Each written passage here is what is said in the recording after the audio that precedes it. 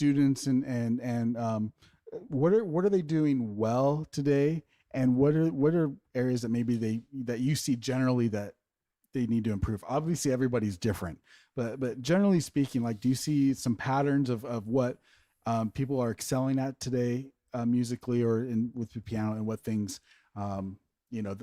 that we're maybe teachers are need to focus on as a teacher? Yeah, I think that individuality is very important because nowadays, of course, some people very individual still, but it's much more difficult to find this because there are recordings everywhere, recordings in YouTube, in Spotify. Nowadays, much more many pianists than, for instance, 40 years ago. Only in China, 40 million pianists or 50 million. Can you imagine? So what we need to find, I think, is individuality. Someone who is able to say something different, which is also not easy, you see, because there are so many performances.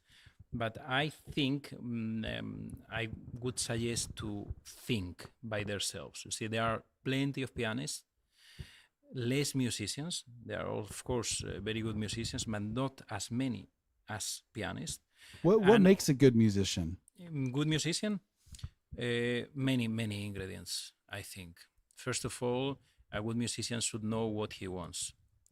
The second is he should be able to understand music not from his brain, yes, but from here, inside, you know.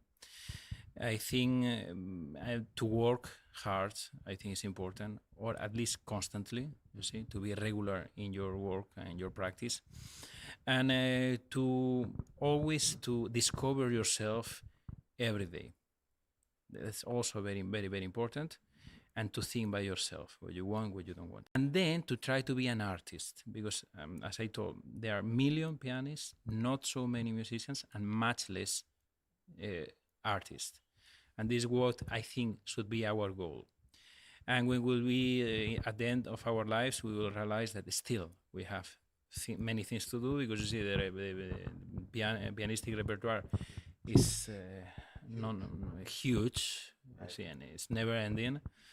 And well, I think this is missing for me, that some differences, some individualities, you know.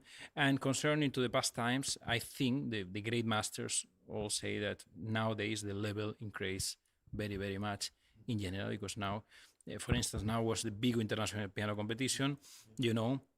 She was also, Aline was also there attending. And there were more than 240 pianists who applied, who wanted to participate in Vigo.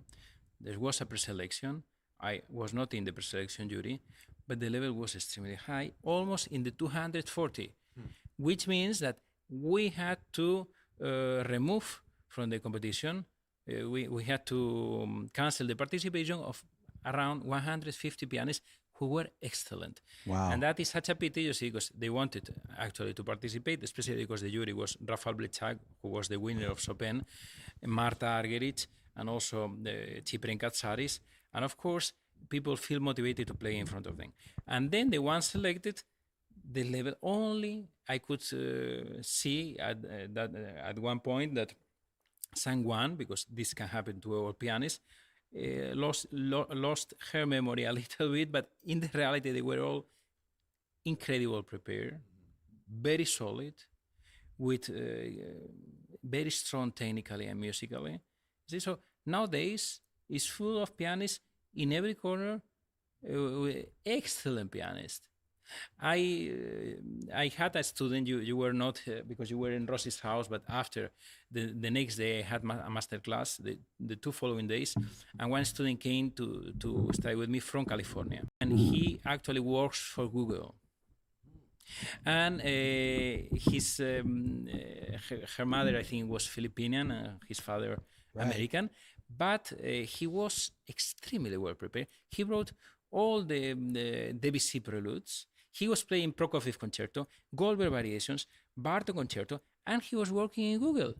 And you know, and that was very surprising for me how professional he was. So he was telling me that he went to all amateur competitions in either Europe, all the ones he found. Wow. And he won all of them the first prize. But I can understand, because he's a professional, But why they allow him to participate in amateur competitions? Because the requisite is that you are working in another different thing. Then I asked him, why you don't want to dedicate your life to piano? And he told me, I was thinking about it in 2020, but then came the pandemic. And because he was very honest, by the way, because I earn much more in Google. Right. You see, that is the reason. Money talks sometimes. But actually, you see that this is an example that even people who are not dedicating their lives to piano and they don't practice as much are very well prepared. Right. Well, he probably at some point in his life, there's the Clyburn has a very good amateur competition, and then they have the junior and then the regular competition.